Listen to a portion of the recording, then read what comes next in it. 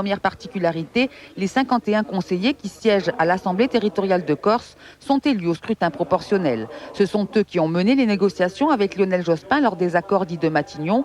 Pour eux, pas question d'imaginer un retour en arrière. Ce serait désavouer leurs décisions et mettre en cause leur légitimité. Si on veut modifier ce scrutin régional proportionnel, qui fait que l'Assemblée de Corse est vraiment légitime, représente légitimement la population, est une assemblée politique. Si on veut toucher ce système pour imposer des hégémonies de droite ou de gauche, alors tout est à craindre.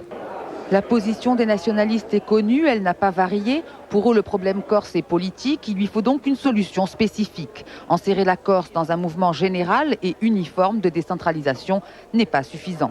Nous sommes indépendantistes, mais nous sommes pour une solution négociée. Donc demain, nous allons accepter, y compris une étape transitoire, dans le cadre français et européen, là aussi nous l'avons dit. Une avancée statutaire fait partie de nos plans. C'est sûr que l'indépendance doit couronner, je dirais, toute cette démarche politique. Mais le dialogue, pour ce qui est du dialogue, nous n'avons jamais fermé la porte et nous ne le ferons jamais.